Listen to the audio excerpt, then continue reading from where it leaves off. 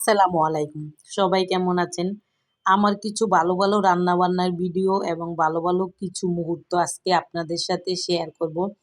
১ম এই শেয়ার করতেছি কাঁঠালের বিচি। এই যে খুবই বড়, বড় কাঁঠালের বিচিগুলো বাছতেছি।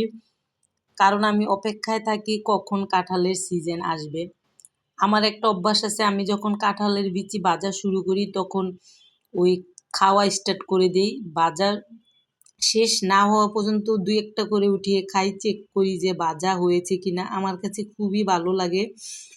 আমার বাসার সবাই, আমার হাসব্যান্ড বা আমার ছেলে ওরা থাকলেও বলে যে, "আম্মু একটা দাও।" এই যে আমি এখন খাচ্ছি।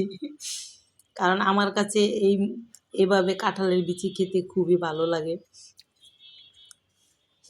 আর আমার কিছু শখের রান্না আজকে আপনাদেরকে দেখাচ্ছি। এই যে এখানে আমি রান্না করতেছি মুরগির কলিজি, পা, বিলা, মাথা, গলা এবং রানের মাংস। কারণ এই মাংসগুলো আমি মুরগি আনার সাথে সাথেই রান্না করে ফেলি। আমি এগুলো ফ্রিজে রাখি না। কারণ আমার কাছে পা, গিলা, কলিজি এগুলো সাথে সাথে রান্না করে খেতেই ভালো লাগে। ফ্রিজে রাখলে কীরকম জানি একটা গন্ধ করে, এজন্য আমি ফ্রিজে রাখি না। এটা সুন্দর করে এই যে ভালো করে এখন কষিয়ে, জালটা একটু বেশি দিয়েছি কারণ ব্রয়লার মুরগিতে জালটা বেশি না দিলে ভালো লাগে না। এখানে এই যে রানের মাংসটা আপনাদেরকে দেখাচ্ছি। আর এখানে পা, যে পা আমি প্রতিদিন খাই না, যেদিন ভালো লাগে পাটা নিই, আর যেদিন ভালো লাগে না ওই দিন আমি পাটা নিই না।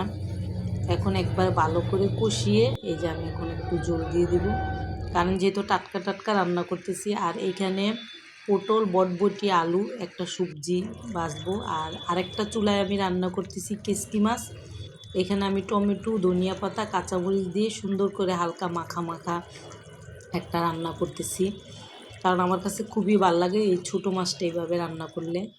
আর এইখানে আমি ভাত বসিয়ে দিয়েছি, কারণ আজকে দুপুরবেলা যেহেতু কয়েকটা আইটেম রান্না হবে তাই ভাতটা একটু বেশি দিয়েছি সবাই। কারণ ভালো তরকারি হলে সবাই একটু ভাত বেশি খায়।